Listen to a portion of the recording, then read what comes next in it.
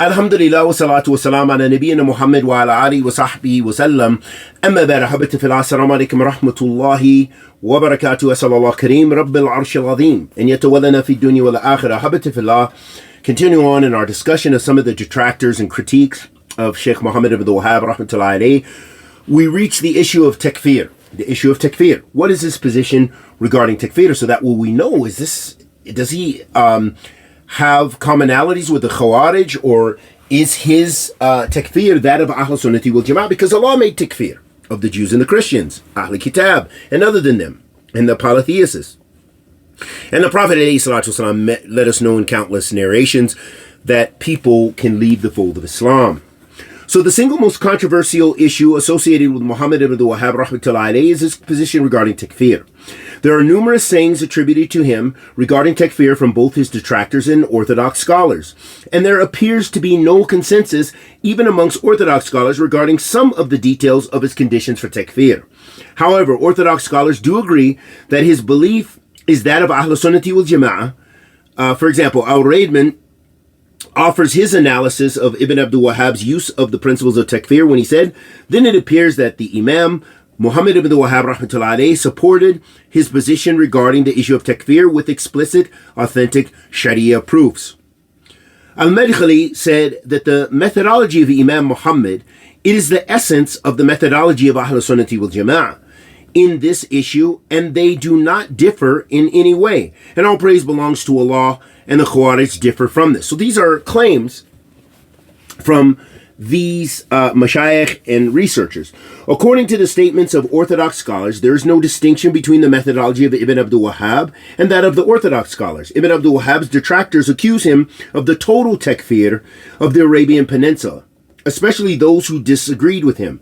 But his creed and his statements of the Orthodox scholars contradict these claims. That's one of the problems that we have, is so many people claim, about Sheikh Muhammad ibn Wahhab rahmatullahi alayhi, that he made, for example, the general takfir, which is really the issue of Sayyid Qutb. And a lot of these same people, they defend people like Sayyid Qutb. But yet, Sheikh Muhammad ibn Wahhab, who called the Tawheed, who called the Sunnah, they feel challenged and threatened and exhaust their energy and time and their wealth in trying to speak out against and belittle and destroy his da'wah, in fact.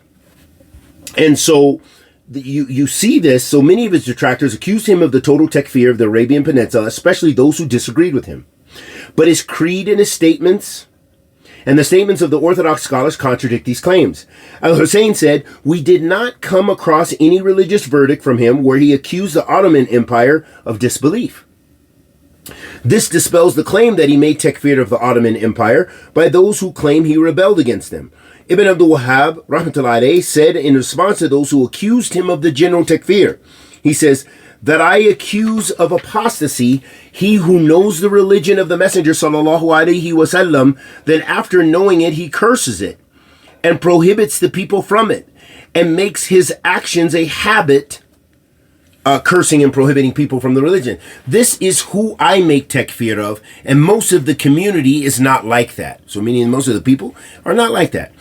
Here he directly refutes those who claim he makes the general takfir, and then he praises the ummah for not being upon the heresy that necessitates takfir. Also, this statement proves that he did not make takfir of those who have the excuse of ignorance. And again, as I mentioned in the beginning, it's hotly debated between scholars of Ahl Sunnah regarding this concept. The issue of udhr bi jahil, the excuse of ignorance, and also Sheikh Muhammad ibn Wahhab rahmatullahi alayhi, his position, and what is known as the a'immat ad-da'wah, meaning those who are inheritors of the revival of Tawheed from his da'wah, especially in the Arabian Peninsula. So also this statement proves that he did not make takfir of those who have the excuse of ignorance. Ibn Abdul Wahhab even wrote a treatise explaining the affairs which take a person outside of the fold of Islam, which is called the Nawaqid al-Islam, the nullifiers of Islam. So during his lifetime, he was surrounded by controversy, and he rebutted those who made accusations against him and refuted many of their heretical beliefs. Because often, as you'll find, that's just not the minhaj of Ahl Sunnati wal Jama'ah. So you'll find a lot of times, if not in all cases, I can't think of a case where somebody from Ahl Sunnah would actually attack the Imam. Now, it doesn't mean he's infallible. It doesn't mean he never made a mistake. That's not what we're saying. But what we're saying is this becomes minhajiyah, methodological. Why? To defend him? No. But methodological because he was espousing the methodology of Imam Abu Hanifa, Imam Shafi'i, Imam Malik, Imam Shafi'i, Imam Ahmed. You know, he was espousing their aqidah, their creed, and their methodology, the methodology of Madha, of what? Ahl Sunnati wal Jama'ah. Now, so through careful analysis, the researcher was able to dissect the relevant aspects of the Islamic creed and compare them with that of the Khawarij, highlighting the differences to provide a meaningful background to Islamic extremist thought.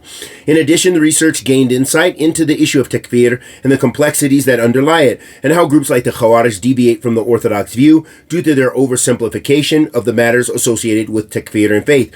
Regarding the controversy surrounding the creed of Muhammad ibn the Wahab, it can be best summed up by the saying of the Orientalist Julid Sahir: it is a duty upon whoever toils to make the judgment on Islamic events that he considers Wahhabism, and again, we reject that name, as support for the Islamic religion in the image put forth by the Prophet sallallahu alaihi wasallam and his companions radiyallahu ta'ala anhum ajma'in, even though he didn't say that. Therefore, the aim of Wahhabism is returning Islam to the way it was, meaning that even this Orientalist, and we normally wouldn't quote from somebody like this, and we don't need the quote of somebody like this, but it's worth mentioning that even they, some of them, understand that the call of Sheikh Muhammad ibn Wahab was the call to the book and the sunnah, the call to Tawheed, the call of reviving Tawheed. He was not a takfiri, meaning going to extreme in the issue of takfir.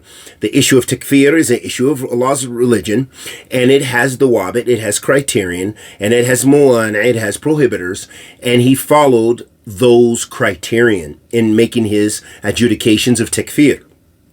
And we've already talked about in other sittings about the issue of the Ottoman Empire, a little bit about what they were upon, and also the fact that he did not rebel, that the places where he fought and so forth were not under the Ottomans' control. And we ask Allah subhanahu wa ta'ala, the Almighty, to accept our good and forgive our evil, protect us from kulli su' wa makruh, bless us all with ikhlas, with a bad and an open heart. And may Allah put this on our scale of good deeds, not our scale of bad deeds. Wa sallallahu wa sallam ala nabiyyina Muhammad wa ala alihi wa sahbihi wa sallam.